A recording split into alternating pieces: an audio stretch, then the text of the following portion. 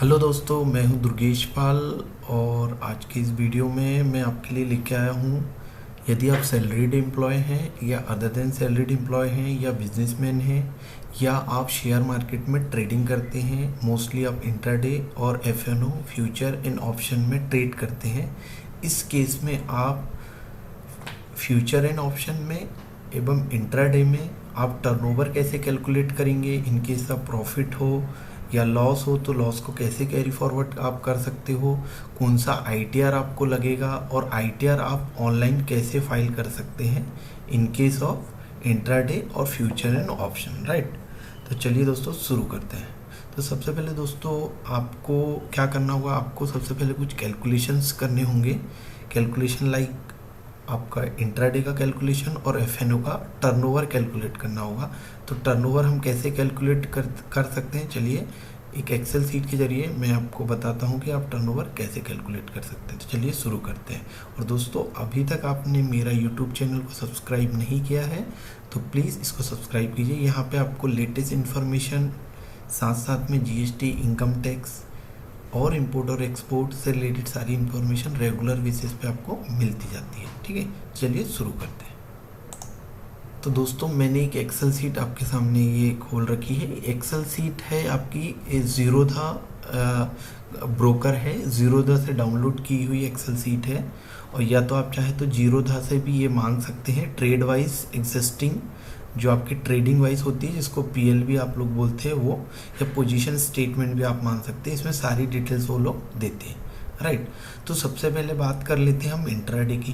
तो इंट्राडे में क्या कैसे टर्नओवर आपका कैलकुलेट होता है। तो इंट्राडे का सिंपल सा रूल है, इंट्राडे आता है स्पेकुलेशन बिजनेस में, राइट, और एफएनओ आता है नॉन स्पेकुलेशन बिजनेस में। तो स्पेकुलेटिव बिजनेस के केस में हम क्या करते हैं, जैसे कि आपका ट्रेड आपने किया, किसी पर्टिकुलर शेयर को खरीदा बेचा, किसी शेयर में आपको प्रॉफिट हुआ, किसी में लॉस हुआ। जैसे इस पहले ट्रांजैक्शन में लॉस दिख रहा है, दूसरे में लॉस, तीसरे में लॉस, ये लॉस दिख रहा है, यहाँ पे मुझे प्रॉफिट दिख रहा है। तो इंट्राडे में टर्नओवर कैलकुलेशन की बोलता है कि total minus plus total plus जो आएगा वो टर्नओवर है। लाइक ये माइनस भी है तो आपको उसको प्लस ही काउंट करना है, प्लस को तो प्लस ही काउंट करते, राइट। तो जितने माइनस है वो भी प्लस में काउंट होंगे और प्लस प्लस में काउंट होगा। तो इस केस में आप देखिए कि ये ट्रांजैक्शन पहला आप देखिए HCL टेक का शेयर इन्होंने खरीदा है, इससे उनको लॉस हुआ। ऐसे बहुत सारे ट्रांजैक्शन उनके हैं। तो मुझे क्या करना है, यहाँ पे मैं क्या करूँगा, इस सभी का माइनस हटा दूंगा, प्लस का प्लस ही रहने दूंगा और सबका मैं टोटल करूँगा। तो ये जो मेरा टोटल है, ये जो मेरा टोटल आ रहा है इसका, ये जो मेरा टोटल आ रहा है 5223, ये मेरा इंट्राडे का टर्नओवर है। मतलब स्पेकुलेशन बिजनेस का मेरा टर्नओवर इतना है, राइट। ये मेरा टर्नओवर है स्पेकुलेशन बिजनेस का, आप समझ गए होंगे, राइट। तो स्पेकुलेशन बिजनेस में मैंने आपको टर्नओवर निकालना बता दिया। अब नॉन स्पेकुलेशन बिजनेस मतलब एफएनओ फ्यूचर एंड ऑप्शन में आप कैसे निकालेंगे। तो इसमें से थोड़ी सी ट्रिक है कि इसमें निकालने का थोड़ा सा तरीका अलग है, मतलब सिमिलर टू इंट्राडे ही है पर थोड़ा सा इसमें डिफरेंस है। इसमें भी बोलता है कि आप टोटल माइनस और टोटल प्लस को आपको जोड़ना है, कि आपको चाहे लॉस हो चाहे प्रॉफिट हो, लेकिन एडिशन ही करना है। इनकेस लॉस भी है तो वो ऐड ही होगा, माइनस नहीं होगा, राइट। तो इस केस में हम देख लेते हैं कि ये हमारा ऐड और माइनस का ये टोटल है, ये हमारा टर्नओवर होगा। हाँ, इसमें और भी चीज़ें मैं आपको बताऊंगा। जैसे कि हम देख पा, इसका टोटल मैं यहाँ पे आपके लिए करता हूँ, ये 7978942 ये अपना आ गया। बट यहाँ पे मैंने ऑलरेडी कैलकुलेशन परफॉर्म कर रखा हूँ, इसलिए 79 आ रहा है। मैं आपको बताता हूँ इसमें है कैसा। इसमें ट्रिक ऐसी है, इसमें ट्रिक ऐसी कि टोटल माइनस का और प्लस का सभी को प्लस करके total plus premium, sales premium का यहाँ से मतलब है कि सेल्स वैल्यू। जैसे कि मैं यहाँ पे आपको कैलकुलेट करके बताता हूँ कि ये क्या कर रहा है। यहाँ पे मैं यहाँ पे आपको ऐसे ही समझा देता हूँ कि अब टर्नओवर कैसे काउंट होगा इस केस में। जैसे ये माइनस है, इस केस में माइनस है 933 माइनस, ये प्लस ही लेना है तो मैं इसको मान लो यहाँ पे प्लस ले लेता हूँ, राइट। मैंने ये प्लस ले लिया। प्लस आपको यहाँ पे सेल्स प्रीमियम मतलब सेल्स वैल्यू भी ऐड करनी है, राइट। ये आपका टर्नओवर होगा, राइट। ये मैच हो रहा है आपका। तो टोटल माइनस और प्लस, माइनस को भी एडिशन करना है, प्लस को भी एडिशन करना है, plus sales value, sales premium मतलब सेल्स वैल्यू, राइट। तो आपका टर्नओवर आएगा।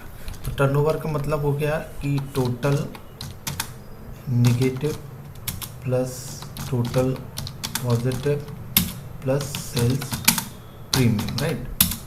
तो माइनस को भी आप प्लस करना है, ये आपका टर्नओवर हो गया। एग्जैक्टली समझ आई बात। ये तो होगा आपका टर्नओवर का कैलकुलेशन। अब आप सोचेंगे कि भैया ग्रॉस प्रॉफिट कैसे निकालना है, तो वो भी हम एक एक्सेल शीट में आपको बताते हैं।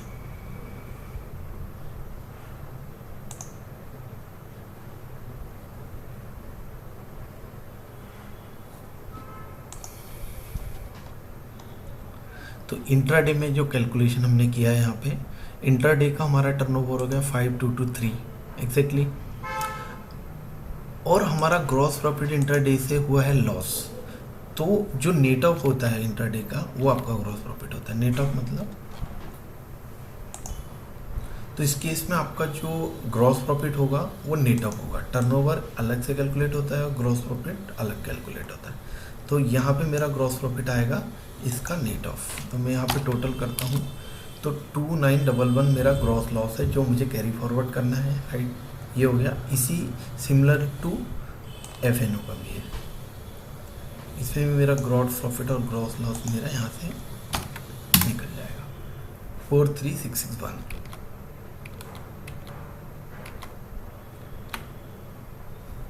राइट। तो टर्नओवर हमने कैलकुलेट किया फ्यूचर एंड ऑप्शन का टोटल प्लस और माइनस का, प्लस सेल्स प्रीमियम, ये हमारा टर्नओवर आ गया। इंट्राडे का हमारा टर्नओवर आ गया, जो मैंने आपको बताया। तो आफ्टर कैलकुलेटिंग ऑफ टर्नओवर हमें क्या है, ग्रॉस प्रॉफिट निकालना है। ग्रॉस प्रॉफिट नेट ऑफ होता है एक्चुअल कैलकुलेशन प्लस और माइनस का। जो नेट ऑफ आएगा, इस केस में लॉस आ रहा है, जो भी इसके लिए मुझे एक्सपेंसेस हुए like brokerage, cleaning charges, security transaction, stamp duty, ये सब ऐड करके मेरा टोटल जो लॉस है इंट्राडे का वो आ गया 4087। और मेरा जो लॉस है इंट्राडे का, मैं इसको कैरी फॉरवर्ड कर सकता हूँ, राइट। अब जो मेन डिस्कशन का पॉइंट है वो है फ्यूचर एंड ऑप्शंस में। फ्यूचर एंड ऑप्शंस में कैसे होता है, इस केस में आप देखेंगे 43,000 का आपको ग्रॉस लॉस आ रहा है, राइट। लेकिन आपका टर्नओवर जो है वो बहुत ज़्यादा है, राइट। आपका टर्नओवर जो है करोड़ों में है, तो यहाँ पे आपको टैक्स ऑडिट लग सकता है। तो आपके पास दो ऑप्शंस हैं, राइट। एक ऑप्शन ऐसा है कि सेक्शन एक होती है 44AD प्रेजेंटिव स्कीम्स वाली, जिसमें आपको 8% से ऊपर प्रॉफिट दिखा के आप फाइल कर दो, राइट। लेकिन आपका टर्नओवर 2 करोड़ रुपीज़ से कम होना चाहिए।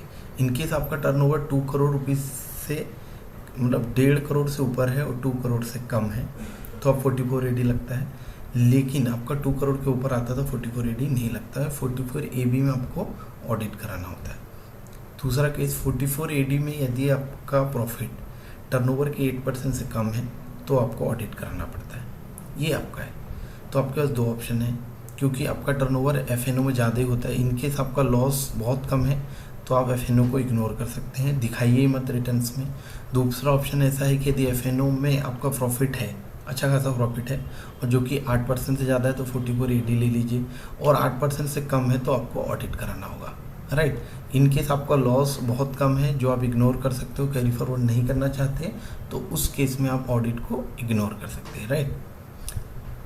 समझ रहे। और यदि आपका 8% के प्रॉफिट में यदि फिट हो रहा है 8 से ऊपर और आप उससे सेटिस्फाइड हैं, तो आप 8% प्रॉफिट 44AD में दिखा सकते हैं, क्योंकि इंट्राडे स्पेकुलेशन बिजनेस में आता है और अदर देन इंट्राडे सभी नॉर्मल बिजनेस में आते हैं। तो नॉर्मल बिजनेस में नॉर्मल बिजनेस के प्रोविजंस लगते हैं, राइट। टैक्स ऑडिट का जो सेक्शन है 44AB लगेगा, 44AD लगेगा, तो आपको वो टर्नओवर की लिमिट पे या 44AD के 8% से कम प्रॉफिट दिखाने की लिमिट पे आपको ऑडिट कराना पड़ सकता है। अब इस केस में आपका वो सिमिलर टू आपका ग्रॉस प्रॉफिट हमने निकाला जीपी, उसमें सारे एक्सपेंस हमने जोड़ लिए like exchange transaction charges, integrated GST, stamp duty, broker, security और सेवी के टर्नओवर फीस, ये सब टोटल करके मेरा 83,690 का लॉस आ गया। तो ये थे अपने कैलकुलेशन इंट्राडे के केस में टर्नओवर और ग्रॉस प्रॉफिट, और हमारे फ्यूचर एंड ऑप्शंस के केस में जीपी और टर्नओवर, राइट। अब अपन चलते हैं कि इसका रिटर्न में ऑनलाइन रिटर्न कैसे हम फाइल कर सकते हैं, तो वो भी हम देख लेते हैं। तो मैं यहाँ शॉर्ट में क्लियर कट आपको बता देता हूँ। टर्नओवर एक समरी में इंट्राडे में आपको टोटल प्लस और टोटल माइनस का टोटल करना है, माइनस को भी प्लस काउंट करना है, जितने एक्सपेंस हुए उसको ऐड करना है, वो आपका प्रॉफिट या लॉस आएगा, ठीक है। और ग्रॉस प्रॉफिट आपका एक्चुअल में जो प्लस माइनस होता है वो आता है, प्लस एक्सपेंस आपका नेट आएगा। इंट्राडे में फ्यूचर एंड ऑप्शन में टर्नओवर निकालने के लिए प्लस माइनस को एक ही समझना है, प्लस टोटल करना है, प्लस सेल्स प्रीमियम मतलब सेल्स वैल्यू ऐड करना है, टर्नओवर आ गया। जीपी प्लस और माइनस का नेट ऑफ आएगा, ठीक है। माइनस को माइनस कंसीडर करिए, प्लस को प्लस कंसीडर करिए, और वो आपका ग्रॉस प्रॉफिट आ गया। उसमें से आप माइनस कर सकते हैं सारे एक्सपेंसेस, जैसे कि लिस्ट दी हुई जो भी खर्चे आपके लगे। इनकेस आपके और भी खर्चे होते हैं, जैसे आप शेयर ट्रेडिंग का ही स्पेशली काम करते हैं, तो आपके इलेक्ट्रिसिटी रेंट हो गया, फिर एम्प्लॉय की सैलरीज हो गई, कंप्यूटर का के मेंटेनेंस के एक्सपेंस हो गए, ये उससे रिलेटेड जो भी एक्सपेंस है, यदि सोल बिजनेस आपका ट्रेडिंग का है तो उससे रिलेटेड सारे खर्चे माइनस होंगे उसमें, राइट। तो आपका वो नेट प्रॉफिट या नेट लॉस आएगा। हाँ, फिर यदि आपका टर्नओवर रिक्वायर्ड लिमिट से ज़्यादा है, मान लो 1.5 करोड़ से आपको ज़्यादा है ना, और 2 करोड़ से कम है, 44 AD सेक्शन एप्लीकेबल होती है, लेकिन 8% से ऊपर प्रॉफिट दिखाना है। 8% से कम प्रॉफिट आप दिखाओगे तो आपको टैक्स ऑडिट कराना होगा, ये FNO के केस में, ठीक है। तो अब अपन चलते हैं ITR कैसे प्रिपेयर करेंगे। तो दोस्तों, जैसा कि अपन ने अभी यहाँ पे समझा कि इंट्राडे के केस में कैसे टर्नओवर कैलकुलेट करना है और कैसे ग्रॉस प्रॉफिट कैलकुलेट करना है। अब दूसरा जो इंपॉर्टेंट चीज़ होती है वो होती है आपको ऑनलाइन रिटर्न कौन सा फाइल करना है। तो आपको दोस्तों ITR 3 फाइल करना पड़ेगा इस केस में। उस केस में यदि आपकी सैलरी की इनकम है और आपकी बिजनेस की भी इनकम है और अदर देन बिजनेस की short term long term capital gain है, उस केस में भी ITR 3 आप फाइल कर सकते हैं।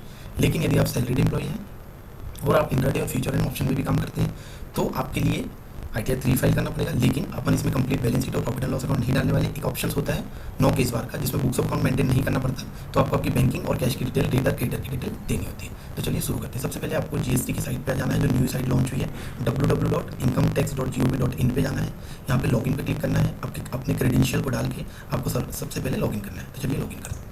यहाँ पे आप अपना यूज़र ID डालिए। जैसे ही आप अपने क्रेडेंशियल डालेंगे, आपके सामने एक डैशबोर्ड में एक विंडो ओपन होगा। इस विंडो में सारी चीज़ आपके बारे में लिखी हुई है जो अपनी काम की चीज़ है। सबसे पहले आप अपना 26ES, जिसमें डिटेल होती है किसी भी पार्टी ने आपका TDS डिडक्ट किया होगा, जिसमें शो होता है, तो इसमें आप सबसे पहले क्रॉस चेक कर लीजिए। इनकेस सैलरीड है तो उसका TDS शो होगा, और इनकेस आपको कोई इंटरेस्ट FD में वगैरह में इंटरेस्ट बैंक ने TDS डिडक्ट किया होगा तो वो शो होगा, राइट। तो इस केस में अपन देखते हैं। सिंपली क्लिक करना है, प्रोसीड करना है और ईयर आपको सेलेक्ट करना है, राइट। यहाँ पे मैं असेसमेंट ईयर मेरा चालू है, फाइनेंशियल ईयर मेरा 20-21 है, तो 21-22 मेरा असेसमेंट ईयर होगा, राइट। यहाँ पे मैं आपको व्यू करके दिखा देता हूँ। इस मेरी पार्टी के केस में TDS कटा है क्या, तो इस केस में बैंक ने इनका TDS नहीं काटा है, क्योंकि इन्हें 5915 दिया होगा, पर हमें इनकम में 28590 लेना पड़ेगा। और भी आप नीचे पे चेक कर लीजिए, कुछ शो नहीं हो रहा, राइट। तो अब हम जाते हैं ई फाइलिंग पे, फिर इनकम टैक्स रिटर्न पे। यहाँ पे फाइल इनकम टैक्स रिटर्न पे आपको क्लिक करना है। सिंपली आपके सामने इनकम टैक्स रिटर्न ITR का विंडो ओपन होगा। इसमें 21-22 करंट असेसमेंट ईयर रिकमेंडेशन में ऑनलाइन सेलेक्ट करना है और कंटिन्यू पे क्लिक करना है। जैसे आप क्लिक करेंगे, मैंने ऑलरेडी प्रीफिल करके कुछ चीज़ें रखी हुई है, लेकिन आपके केस में क्या होगा, वो फ्रेश स्टार्ट आएगा। तो फ्रेश स्टार्ट जैसे ही आएगा, आपको यहाँ पे ITR 3 सेलेक्ट करना है, आगे बढ़ना है। फिर उसके बाद आपको एक ऑप्शन पूछेगा कि आप ITR किस वजह से भर रहे हैं, तो आपको सेलेक्ट करना है कि रिक्वायर लिमिट से ज़्यादा आपकी इनकम है, तो आप उसमें ITR फाइल कर रहे हैं, राइट। तो मैं रिज्यूम फाइलिंग पे जाता हूँ। आप न्यू में जाइए, ITR 3 सेलेक्ट करेंगे। ITR 3 सेलेक्ट करने के बाद आपको एक ही चीज़ पूछेगा कि आपको रिटर्न क्यों फाइल कर रहे हैं, आपकी क्या रीज़न है। तो आप पहले ही ऑप्शन सेलेक्ट करिएगा जिसमें लिखा होगा आपकी रिक्वायर लिमिट से ज़्यादा है इनकम, तो आप फाइल कर रहे हैं, राइट। तो जैसे ही आप ITR 3 को सेलेक्ट करके आगे आएंगे, तो आपके सामने ये टोटल 17 शेड्यूल आपको आएंगे। इस शेड्यूल में ही आपको चीज़ें को सेलेक्ट करना है। जैसे जनरल जो शेड्यूल होता है, जिसमें बेसिक इन्फॉर्मेशन होती है, पार्ट है, इसमें आपकी पर्सनल इन्फॉर्मेशन होती है, जैसे कि मोबाइल नंबर, नाम, आधार नंबर, एड्रेस, ब्ला ब्ला ब्ला। इनकम वाले पार्ट में आप आते हैं, यदि आप सैलरीड हैं तो यहाँ पे क्लिक करिए सैलरीड इनकम। हाउस प्रॉपर्टी से रिलेटेड आपको रेंट आता है या आपका हाउसिंग लोन चल रहा है, इंटरेस्ट वगैरह क्लेम करना है, तो आप उसको सेलेक्ट करिए। अभी इस केस में दोनों नहीं है। Schedule of capital gain, in case आप होल्डिंग पे शेयर रखते हैं, शॉर्ट टर्म या लॉन्ग टर्म कैपिटल गेन है, तो आपको ये सेलेक्ट करना होगा। शॉर्ट टर्म लॉन्ग टर्म दोनों की ये शेड्यूल है, राइट। उसके अलावा ये आपका प्रीफिल, इसको फाइल नहीं करना है। शेड्यूल अदर सोर्स की कुछ इनकम है तो आपको लेना पड़ेगा, जैसे मेरे केस में है इंटरेस्ट है बैंक FD से, तो वो मुझे लेना पड़ेगा। Schedule of income on specified person, club income, यदि आप माइनर की इनकम वगैरह क्लब कर रहे हैं आप इसमें, तो आपको सेलेक्ट करना होगा। स्पेशल रेट से कोई इनकम आपकी चार्ज होती है, जैसे लॉटरी वगैरह या अदर थिंग जो 30% चार्ज होती है वो, तो मेरे केस में नहीं, तो मैं नो करूँगा। पर ये मैंडेटरी है, इसलिए प्रीफील्ड ही आ रहा है। जो प्रीफील्ड है वो मैंडेटरी है। शेड्यूल फॉर इनकम पार्टनर, किसी भी पार्टनरशिप में आप यदि पार्टनर से, वहाँ से आपको रेम्यूनरेशन या इंटरेस्ट मिलता है तो आपको ये कॉलम देना होगा। फिर यदि एग्जाम इनकम आपके पास है, लाइक एग्रीकल्चर इनकम या कोई ऐसी इनकम जो मेच्योरिटी हुई LIC वगैरह का जो एग्जाम होती है जिसमें टैक्स नहीं लगता, डिविडेंड वगैरह इस टाइप की कोई इनकम है जिसमें टैक्स नहीं लगता, तो आपको यहाँ पे आएगी। ये सब शेड्यूल आपके काम के नहीं है, इनको किसी को सेलेक्ट करने की आवश्यकता नहीं है, राइट। आगे आप चलिए बिजनेस जो इंपॉर्टेंट है अपने लिए, इसमें कुछ शेड्यूल्स हैं। शेड्यूल नेचर ऑफ बिजनेस ये आपको सेलेक्ट करना ही करना है, ठीक है, ये प्रीफील्ड है। शेड्यूल बैलेंस शीट ये आपके ऊपर आप सेलेक्ट कर सकते हैं, ये भी मैंडेटरी दे रहा है, ठीक है। पर इसमें अपन डिटेल नहीं डालेंगे, अपन 9 केस बार बार निगरानी की बुक्स अकाउंट मेंटेन नहीं करते, ये फिजिबल होगा इंटरडे और FNO के केस में। इनके साथ इसके साथ नॉर्मल बिजनेस भी करते हैं तो फिर तो आप और प्रॉपर अकाउंटिंग करके इसको कर सकते हैं। अभी अपन मेनली फोकस कर रहे हैं जो सोली इंटरडे करते हैं या सैलरी के साथ इंटरडे करते हैं। मैन्युफैक्चर ट्रेडिंग ये भी आपको करना है, प्रीफील्ड आ रहा है। शेड्यूल ट्रेडिंग ये प्रीफील्ड आ रहा भरना नहीं, बट शेड्यूल और प्रॉफिट एंड लॉस प्रीफील्ड आ रहा है, यहाँ से आपको सेलेक्ट करना है। Schedule other information for business detail और specific information related to business और profession mandatory if liable to 44AB में यदि टैक्स ऑडिट हो रहा है तो ये कॉलम मैंडेटरी है, आपको क्लिक करना, अदरवाइज नहीं करना है, क्योंकि अभी हम ऑडिट नहीं करवा रहे, हम नहीं करेंगे। पार्ट ए और शेड्यूल ऑफ ये मैन्युफैक्चरिंग ट्रेडर के लिए इसको सेलेक्ट नहीं करना है, क्योंकि क्वांटिटी स्टॉक की डिटेल मैन्युफैक्चर रेट आ सकता है। शेड्यूल इनकम फ्रॉम बिजनेस और प्रोफेशन ये आपको लगेगा। शेड्यूल एक्सपेंडिचर साइंटिफिक रिसर्च ये आपको नहीं लगेगा। शेड्यूल ICDS इनकम डिस्क्लोजर जो आता है उससे रिलेटेड आपका कुछ प्रॉफिट है तो वो नहीं, हमारा नहीं रहेगा। Schedule TPSA tax on secondary adjustment नहीं रहेगा। यदि आप ट्रेडर हैं और आपका GST नंबर है तो आपको GST के शेड्यूल लाना पड़ेगा, उसको याद करना पड़ेगा। मेरे केस में नहीं तो मैं सेलेक्ट नहीं कर रहा हूँ। फिर डेप्रिसिएशन लाइक अपने पास कोई एसेट है और आप डेप्रिसिएशन क्लेम करना चाहते हैं तो आपको ये शेड्यूल को चूज़ करना होगा, राइट। मेरे केस में अभी कोई भी एसेट में नहीं दिखा रहा हूँ तो मैं चूज़ नहीं कर रहा हूँ। आपके केस में यदि आपको लाइक आपके पास प्लांट एंड मशीनरी है जो कि नहीं होगी, ये आपके पास क्या हो सकता है नॉर्मल एसेट है, लाइक कार हो सकती है बिजनेस के नेम पे, या फिर आप बाइसिकल्स हो सकती है, फर्नीचर हो सकता है, कंप्यूटर्स हो सकते हैं, तो आप इसको सेलेक्ट कर लीजिए, तो आपको वो शेड्यूल्स आपको रेट वाइज जाएंगे ताकि आप डेप्रिसिएशन को क्लेम कर सकें, राइट। हाँ, डिडक्शन वाला जो पैरा है वो अपने लिए इंपॉर्टेंट है। Section 10AA schedule deduction exemption claim की सेक्शन है, यदि आपको कोई एग्जाम्पटेड चीज नहीं होगी, आपको एप्लीकेबल नहीं है। आपने किसी भी प्रकार का डोनेशन दिया है political party, non political party या ट्रस्ट वगैरह को, तो आपको सेलेक्ट करना पड़ेगा ATG, जो ATG में रजिस्टर्ड ट्रस्ट है उसको आपने डोनेशन किया है तो। ATD में यदि मेडिकल इंश्योरेंस आपके पास है तो, मेरे केस में है इसलिए मैंने सेलेक्ट किया है। आपने डिडक्शन फॉर डोनेशन में टू रिसर्च एसोसिएशन को दिया हो तो सेलेक्ट करना है, 90% नहीं होता है। हाँ, अब आपकी ये सेक्शन आती है 80, ये सब इंडस्ट्रियल सेक्शन है जो आपको अप्लीकेबल नहीं है। हाँ, सेक्शन चैप्टर 6 से आपको अप्लीकेबल होगा, जैसे LIC हो गया, म्यूचुअल फंड हो गया, बच्चों की ट्यूशन फीस होगी, ये सब आपने पे किया तो आपको चैप्टर 6 में आएगा, राइट। ये टैक्स कैलकुलेशन का है, ये तो प्रीफील्ड रहने दीजिए, आपको लगेगा ही लगेगा। Other schedule current year losses आपको कैरी फॉरवर्ड करने को लेना पड़ेगा। ब्रॉड फॉरवर्ड लॉस मेरा कुछ नहीं, लेकिन प्रीफील्ड सभी प्रीफील्ड आएंगे आई थिंक, तो इनको आप कुछ नहीं कर सकते, इसको सिर्फ फिल करना है। अपने लिए की काम का है, जो करंट ईयर का लॉस है उसको अपन को कैरी फॉरवर्ड करना है, वो भी इंट्राडे का, राइट।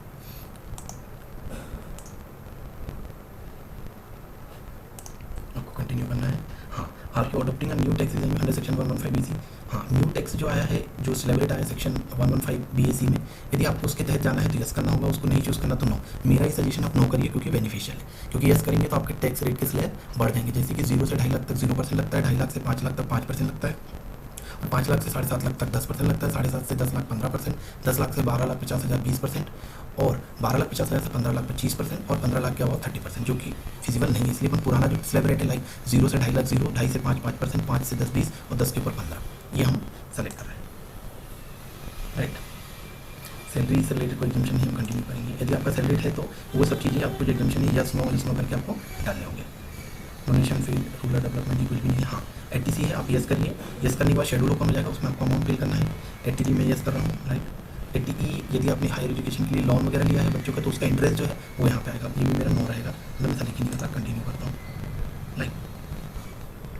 तो अब do you want to claim the benefit of presumptive tax system any other business, मतलब 44AD में आप डाल रहे, मैंने आपको बताया था 44AD जो आता है स्पेकुलेशन बिजनेस इंट्राडे को छोड़कर सारा आता है, मतलब FNO को यहाँ आएगा। हाँ, अब ये आप देख लीजिए कि FNO का जो टर्नओवर है उसके 8% से कम प्रॉफिट आप नहीं दिखा सकते, कम दिखाएंगे तो आपको टैक्स अवॉइड करना होगा। तो 2 ऑप्शन है, इनकेस आपका टर्नओवर बहुत ज़्यादा है और आपका लॉस है तो आप उस लॉस को इग्नोर कर दीजिए, अदरवाइज 8% का प्रॉफिट दिखा के टैक्स भरना आपको पुराएगा नहीं, राइट। इनकेस आपका FNO का टर्नओवर करोड़ से अंदर है तो 8% आपको दिखाना, यदि आपका एग्जाम्पशन वगैरह है तो पूरा जाएगा। अदरवाइज मेरी तो सजेशन है कि छोटा मोटा लॉस है तो आप उसको FNO के ट्रांजेक्शन दिखाइए नहीं, दिखाओगे तो आपको 44AD सेक्शन लग जाएगी, 8% ऊपर आपको प्रॉफिट दिखाना पड़ेगा, वो भी सब्जेक्ट टू टैक्स। उसकी लिमिट है कि टर्नओवर 1.5 से 2 करोड़ के बीच में होना चाहिए, अदरवाइज आपको नॉर्मल टैक्स ऑडिट लग जाएगा, राइट। 44AD लगती है 1.5 से 2 करोड़ पे, और नॉर्मल जो टैक्स ऑडिट होता है वो 1 करोड़ के ऊपर लगता है। हाँ, यदि आपका 100% ट्रांजेक्शन बैंकिंग से है, एक भी ट्रांजेक्शन आपके कैश के नहीं है, तो आपको भी 5 करोड़ की लिमिट है, राइट। तो नॉर्मली हम देखते हैं कि FNO इंट्राडे में तो हम तो ऑनलाइन ही ट्रांजेक्शन करते हैं, तो हम 5 करोड़ की लिमिट यहाँ पकड़ सकते हैं। तो 5 करोड़ तक के हमें टैक्स ऑडिट कराने की आवश्यकता नहीं है। तो लेकिन 4480 सेक्शन आपको लगने वाला है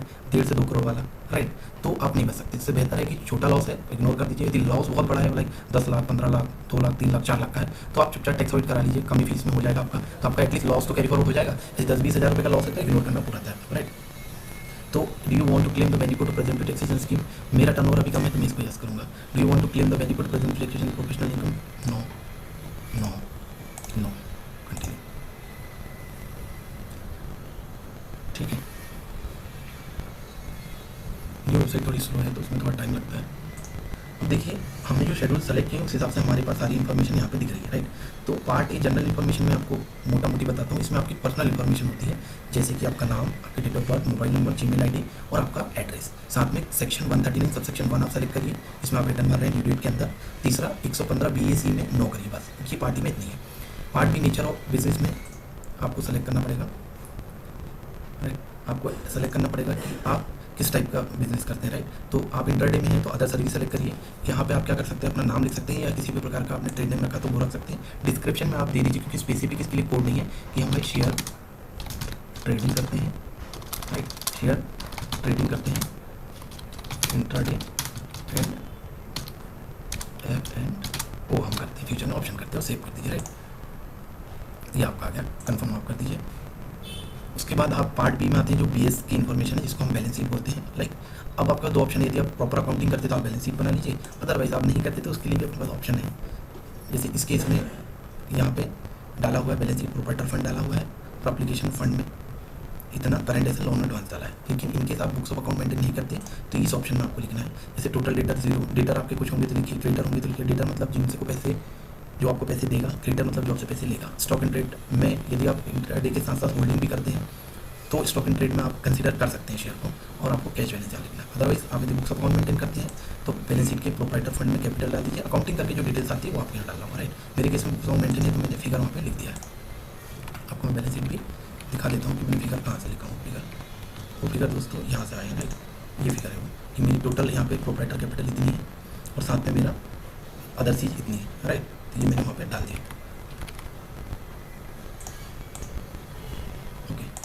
एप्लीकेशन फंड फिक्स एसेट होता है जो मैंने डाल चुका हूँ। बाकी सारी चीज़ों की स्पेसिफिक इन्फॉर्मेशन नहीं है ऑनलाइन में, तो मैंने करंट एसेट में बैंक आता है, कैश आता है, इन्वेस्टमेंट आता है, तो मैंने यहाँ पे डाल दिया and confirm now, okay.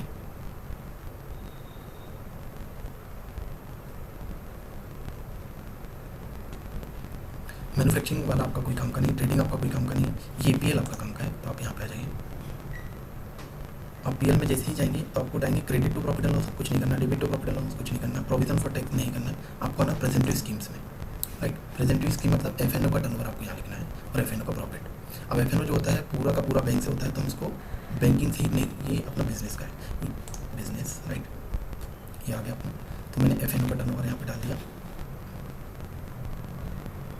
FNO का जो मेरा टर्नओवर है 71 मैंने निकाल के रखा हूँ, 71 मेरा टर्नओवर है। अब आप देख सकते हैं ये 8% से ज़्यादा है। 445 जो है मेरा 8% से ज़्यादा है, क्योंकि 8% से कम देखूँ तो मेरे को टैक्स ऑडिट करना पड़ेगा, right.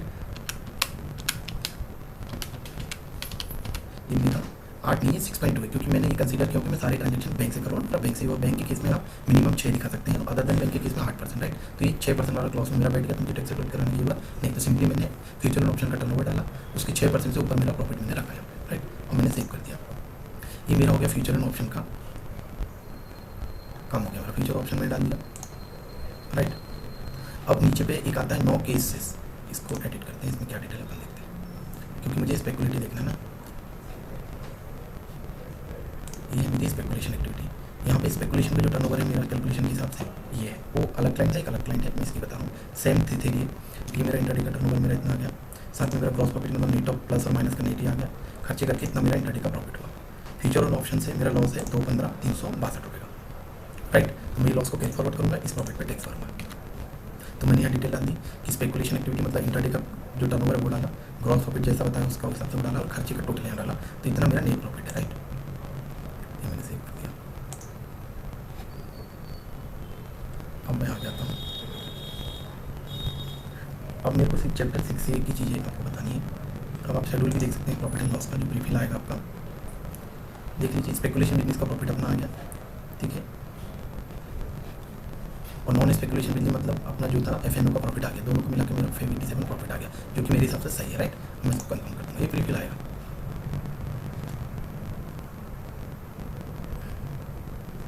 Right.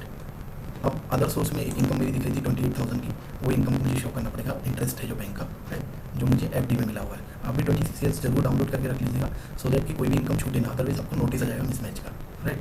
Income from other source में आपको क्या करना है, income chargeable to normal tax rate पे क्लिक करना है, तो आपको ऐसा ऑप्शन आएगा। नेचर ऑफ इनकम में आपको देखना कि क्या है, इंटरेस्ट मुझे मिला है, आपने देखिए अब सेविंग से आपको इंटरेस्ट मिला है, या bank, post office, cooperative society से मिला है, या इनकम टैक्स रिफंड से मिला है। इनकम और in the nature of pass through income and loss, यदि और यदि अदर कोई इंटरेस्ट मिला है तो आपको यहाँ लिखना है। तो मुझे FD पे इंटरेस्ट मिला है, जो मैंने आपको 26 ईयर से लिख के बताया था 28,590, तो मैं यहाँ लिख दूँगा 28,590, राइट। बाकी मेरा कुछ नहीं है, सेविंग वगैरह का आपको बस आप ऐड कर सकते हैं, राइट। ये ऐड हो गया। अभी ये आया है ऑनलाइन, पहले हमें ऑफलाइन यूटिलिटी से करना होता था, अभी हम ऑनलाइन से भी हम कर सकते हैं नई वेबसाइट पर, राइट। तो आप देख सकते हैं 28,590 अपना आ गया इंटरेस्ट फ्रॉम FD, इसको आपको कंफर्म करना होगा। और अदर देन आपको कोई नॉर्मल चीज़ें हैं, जैसे अदर सेविंग का इंटरेस्ट हो गया है, और इनकम टैक्स रिफंड का इंटरेस्ट हो गया, डिविडेंड हो गया, ये सब चीज़ें वहाँ पे आती हैं। फिर हाउस ट्रेडिंग्स और साथ में आप लॉटरी वगैरह का जो है वो भी वहाँ पे आता है, राइट। तो ये कंफर्म हो गया। Detail of income after setup of current year losses, ये आपका इंपॉर्टेंट है, क्यों, इनकेस लॉस हो तो कैरी फॉरवर्ड करना है। हमारा इस केस में लॉस है नहीं, प्रॉफिट ही है, क्योंकि इंटरडे में भी प्रॉफिट है और हमने FNO में भी प्रॉफिट दिखाया हुआ है। हमने इसलिए दिखाया हुआ कि हमारा 5 लाख तक तो एग्जेम्पशन है और साथ में डिडक्शन भी है, तो हमें टैक्स नहीं लगेगा। इनकेस लॉस होता तो हम जरूर दिखाते, जैसे ये मेरा प्रॉफिट है, ये यहाँ लॉस होता तो ये कैरी फॉरवर्ड ले लेता, राइट। लॉस है तो आप कैरी फॉरवर्ड कर सकते हैं, नॉर्मल जैसे बिजनेस लॉस, स्पेकुलेशन 4 साल तक आप कैरी फॉरवर्ड, लेकिन स्पेकुलेशन का लॉस का अगले साल सेटअप से स्पेकुलेशन से होगा, नॉन स्पेकुलेशन से नहीं होगा। ये लॉस आप कैरी फॉरवर्ड कर सकते हैं, राइट। आपके केस में तो है नहीं, आपके केस में लॉस रहेगा तो ऑटो फिल वो ले लेगा, सिर्फ आपको कंफर्म करना पड़ेगा।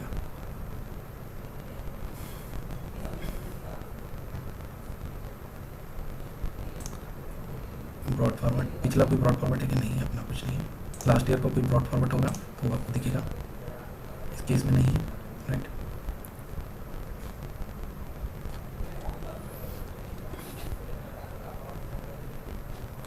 कैरी फॉरवर्ड जो लॉसेस आपको करने हैं, current year losses, brought forward loss और कैरी फॉरवर्ड। अब ये कैरी फॉरवर्ड जो लॉसेस है ये इंपॉर्टेंट है, यदि करंट ईयर में आपको लॉसेस हैं तो आपको कैरी फॉरवर्ड करना होगा। तो अभी अपने केस में लॉस नहीं है, लॉस होता तो सब क्लिक करना पड़ता है और फिर आपका कैरी फॉरवर्ड करना पड़ता है, राइट। तो यहाँ पे कैरी फॉरवर्ड मेरा कुछ नहीं, क्योंकि दोनों मैंने प्रॉफिट देखा है, लेकिन मैक्सिमम लोगों को लॉस होता है, तो ये कॉलम को आप बहुत अच्छे से देख के आपको फिल करना है, सो दैट आपका लॉस जो है कैरी फॉरवर्ड उसमें टिक करना है, आपको टिक करते ही वो समझ जाएगा कि आपको कैरी फॉरवर्ड लेना है नेक्स्ट ईयर, ताकि आपको प्रॉफिट हो तो आप इस लॉस को उस प्रॉफिट से सेटअप कर सकते हैं। स्पेकुलेशन के साथ होता है, 4 ईयर तक कैरी फॉरवर्ड होता है, राइट। अब आपका आता है डिडक्शन वाला पार्ट, ATD मैंने डाला था, तो ATD में आपकी जो डिडक्शन आपको डालना होगा, ऐड करना होगा। एड डिटेल में आप इसमें whether you or any of your family member excluding parent is senior citizen, no, मेरे केस में नो, आप इसको रिस्पेक्टिवली सेलेक्ट कीजिए। मेरे पास हेल्थ इंश्योरेंस है, मैंने प्रिवेंटिव हेल्थ चेकअप के लिए 5,000 तक का खर्चा लगा है, मैंने ज़्यादा किया तो मैक्सिमम 5,000 मुझे मिलेगा। आपका इससे रिलेटेड और भी है, लाइक आपका फैमिली से रिलेटेड कोई सीनियर सिटीजन आपके घर पे है, उनका इंश्योरेंस आपने लिया है, मेडिकल वो डाल सकते हैं। कोई डिपेंडेंट है आपके ऊपर, उससे रिलेटेड कोई इंश्योरेंस है वो डाल सकते हैं। कोई आपके सीनियर सिटीजन पेरेंट्स है उससे रिलेटेड आप डाल सकते हैं, राइट। तो हेल्थ से रिलेटेड आपकी और आपकी फैमिली की सारी चीज़ें यहाँ पे जाएगी, हेल्थ इंश्योरेंस से रिलेटेड, राइट। हर चीज़ को आपको कंफर्म करना होगा, कंफर्म करने के बाद ही वो एक्सेप्ट करता है, राइट। जब तक आपका ग्रीन टिक नहीं आएगा तो उसमें कुछ एरर होगी, राइट। अब हम जाते हैं, हमारा मेन इंपॉर्टेंट शेड्यूल है चैप्टर 6 है, जिसमें हम सारे डिडक्शन कोड डालते हैं। जैसे मेरा यहाँ पे LIC का अमाउंट था 95,600, मैंने ऑलरेडी डाल चुका है। तो जैसा कि आप देख रहे हैं कि मैंने ATC के डिडक्शन मेरे थे, like life insurance premium, deferred annuity, contribution to PF वगैरह में आपका है, तो ये सारी चीज़ें आपकी यहाँ पे आएगी, राइट। दूसरा ATD का मैंने आपको बताया, यहाँ पे मेरे आ गया है, वो शो ऑफ हो गया। अब इसको आपको खाली कंफर्म करना है, राइट। जो भी सेक्शन आपको शुरू में ही सेलेक्ट करना है, यदि इससे रिलेटेड आपके डिडक्शन हैं तो, राइट। आप सैलरीड है तो सैलरीड का भी आप सेलेक्ट कर लेना। सैलरी से रिलेटेड मेरा एक वीडियो है, आप वो भी देख सकते हैं ITR 1 का, तो वो आपको काफ़ी हेल्पफुल होगा। ये मेनली अपन फोकस कर रहे हैं इंट्राडे पे और FNO पे, राइट। अब मेरे सारे शेड्यूल यहाँ पे दिख रहे हैं कंफर्म, राइट। मेरे को EMT नहीं लगेगा, ये MTC भी नहीं लगेगा, शेड्यूल स्पेशल रेट भी नहीं लगेगा, ये मेरा ये तीनों काम की नहीं, ये मेरा काम का, तो मैं इसको एक बार रिव्यू कर लेता हूँ। कंप्यूटेशन ऑफ टोटल इनकम को रिव्यू कर लेते हैं कि हमने जो चीज़ डाली वो प्रॉपर्ली आई है नहीं आई। हम देख पा रहे हैं कि हमारा इंट्राडे का प्रॉफिट, FNO का प्रॉफिट का टोटल आ गया, प्लस हमारा अदर सोर्स की इनकम, हमारा जो FD का इंटरेस्ट है वो आ गया। टोटल इनकम हमारी 6,12,542 62 हो गई, 6,16,562। और अब इसमें हमारा डिडक्शन जो है 120 का टोटल लगेगा ATC का, तो हमारा टोटल इनकम 5 लाख से कम है, मतलब 5 लाख से कम इनकम है तो हमें टैक्स नहीं लगेगा, तो हम रेडी टू फाइल है, तो हम इसको कंफर्म कर देते हैं, चेक करें। वो ठीक है। अब हम चेक करते हैं computation of tax on total income, इसको भी कंफर्म करेंगे तभी आपका प्रीव्यू का ऑप्शन, रिटर्न प्रीव्यू का ऑप्शन इनेबल होगा, राइट। तो हम इसे भी रिव्यू कर लेते हैं कि भाई टैक्स का कैलकुलेशन सही है। हमने जो किया, देखिए हमें कोई टैक्स नहीं आ रहा है क्योंकि हमारी इनकम जो है वो हमारी इनकम कम है, 5 लाख से कम। दिस ईयर 5 लाख तक का हमें एग्जाम्पशन मिला हुआ है, right. Do you have any, ये देखिए, do you at any time during the previous year hold the beneficiary on beneficiary नहीं, हैविंग साइनिंग अथॉरिटी अकाउंट नहीं, having income from others outside India, no, इसको no कर दीजिए आप, ठीक है। तो यहाँ पर वो ऑप्शन है फिक्स से वाला बंद हो गया। अब आप प्रीव्यू रिटर्न कर सकते हैं।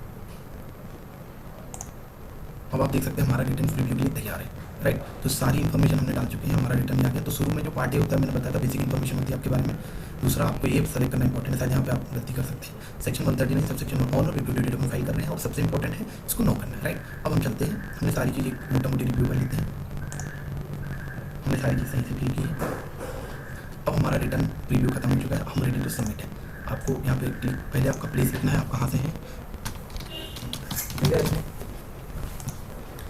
आप अपना प्लेस यहाँ पे डालिए। प्रीव्यू करने के बाद प्रीव्यू में आप डिटेल चेक कर सकते हैं, each and everything. In case आपको लगता है कि कोई डिटेल आपने गलत फिल की है तो आप बैक करके व्यू टू रिटर्न समरी में जाके उसको एडिट कर सकते हैं, चेंज कर सकते हैं। यहाँ पे मैंने अपना प्लेस डाला, प्लेस डालने के बाद यहाँ पे ऑप्शन को आपको क्लिक करना पड़ेगा, नई वेबसाइट में थोड़ा क्लिक होता नहीं है। फिर आपको यहाँ पे प्रोसीड टू वैलिडेशन पे आप जाना होगा। प्रोसीड टू वैलिडेशन आपका आ गया, वैलिडेट हो रहा है, आपको थोड़ा वेट करना होगा। इनकेस कोई एरर आती है तो यहाँ पे आपकी एरर शो होगी, आप उसको टैप करेंगे, डायरेक्ट एरर पे लेके जाएगा। जैसे ही एरर आई तो क्या एरर है, इसको क्लियर करने के बिना आप आगे नहीं। Please enter the valid description, आप देखते हैं कि क्या अपनी गलती होगी, कुछ तो भी डिस्क्रिप्शन की अपनी एरर है। चलो इसको अपन, ये यहाँ पे गलत है, मैंने यहाँ पे शायद वो सेव नहीं हुआ, मैं आपको फिर से लिख देता हूँ। यहाँ पे लिख देता हूँ share ready and future and option ready, right. तो ये यहाँ पर वैलिड नहीं था, हम ऐड कर देते हैं इसको, अब शायद अपना काम हो जाएगा। एरर आपको समझ में आ गई, जो भी एरर आएगी आपको एरर फ्री करना पड़ेगा, तभी आप रिटर्न के लिए फाइल कर सकते हैं। तो प्रीव्यू के बाद फिर सबमिट में आपको कुछ, यदि वहाँ पर एरर होगी दिखाएगा, उसको टैप करना, डायरेक्ट वो टैप पे लिखा जाएगा। अभी बहुत ईजी हो गया है, यदि आप ये ऑफलाइन यूटिलिटी वगैरह से आप करते तो आपको बहुत दिक्कत होती, राइट। आपको पहले आई टैक्स का कंफर्मेशन भी करना पड़ेगा, कंप्यूटेशन ऑफ टैक्स जो है TTI, इसमें मेरा टैक्स आ नहीं, मैंने सारे लॉजिक्स आपको बता दिए। समरी भी मैं आपको कर दूंगा लास्ट में कि कैसे समराइज करना है आपको। इसको आप डाउनलोड भी कर सकते हैं, प्रिंट भी ले सकते हैं, आराम से चेक कर सकते हैं। मुझे वीडियो बनाना है इसलिए मैं थोड़ा फास्ट कर रहा हूँ, सो दैट कि टाइम थोड़ा कम में ज़्यादा चीज़ें बता पाऊँ आपको, राइट। फिर से हम प्रोसीड टू वैलिडेशन करता हूँ। यदि वैलिडेट तभी होगा जब एरर फ्री होगा, कोई भी प्रकार की एरर होगी तो यहाँ पे दिखाएगा। अभी मैं थोड़ा चेक करता हूँ कि क्या एरर हुआ। तो दोस्तों जो वो एरर आ रही थी वैलिडेशन की, अपन ने उसमें बिजनेस एक्टिविटी में जो है अदर सर्विसेज किए थे, उसके इंस्टेंट में आप अदर सर्विस ना करके stock broker, other broking service और रिलेटेड सर्विस को सेलेक्ट करिए तो एरर हट जाएगी। अपन ने गलती से उसको अदर सर्विस ले ली थी, राइट। तो अपना वैलिडेट हो गया। किसी भी प्रकार की एरर होगी तो वैलिडेशन सक्सेसफुल का मैसेज नहीं आएगा, राइट। तो अब अपना आ गया नो एरर और फाउंड। अब अपना रिटर्न है रेडी टू फाइल। अब आपको प्रोसीड टू वेरिफिकेशन में करना है क्लिक। अब आपको पूछ रहा है कि आपको ई-वेरीफाई करना है, तुरंत ही ई-वेरीफाई लेटर करना है, ई-वेरीफाई बाय ITR फाइल, मतलब आपको 120 डेज़ के अंदर साइन करके भेजना है। यदि आपका आधार से मोबाइल नंबर लिंक है तो आप इंस्टेंट वाला कर लीजिए। यदि आपको बाद में करना है, विदिन 30 डेज़ आपको करना मैंडेटरी करना होगा। अदरवाइज थर्ड ऑप्शन में आपको 120 डेज़ के अंदर आपको साइन, तो इसका प्रिंट निकाल के एक्नॉलेजमेंट का साइन करके बेंगलोर भेजना होगा। तो मैं ई-वेरीफाई लेटर का ऑप्शन में क्लिक करता हूँ, कंटिन्यू करता हूँ, सबमिट करता हूँ, राइट। ये लाइव मैं आपको करके बता रहा हूँ। अपना ITR फाइल हो चुका है, यानी कि you still need to verify within 120 days to complete the process of return filing. You have uploaded the data successfully, download the form भी आपको दिखा देता हूँ कि कैसे आपका ITR 3 दिखे, राइट। तो ये जो फॉर्म आपको आया है, दो ऑप्शन आपके पास, या तो ई-वेरीफाई आप कर लीजिए विदिन 30 डेज, या 120 डेज के अंदर आपको ये साइन डिक्लेरेशन फॉर्म को साइन करके आपको बेंगलुरु के एड्रेस पे सेंड करना पड़ेगा। वो एड्रेस है ये, देखिए, central processing centre, income tax department, Bengaluru. यहाँ पे आपको स्पीड पोस्ट करना है, विदिन 120 डेज तो आपका ITR प्रोसेस हो जाएगा। तो दोस्तों यहाँ पे अपना ये वीडियो खत्म होता है, और समरी ये है कि ये जो ITR 3 है salary plus intraday plus FNO वाले के लिए है, साथ ही साथ जिनका अदर बिजनेस है और साथ में इंटरडे और FNO है उनके लिए भी कारगर होगा। सारी डिटेल के लिए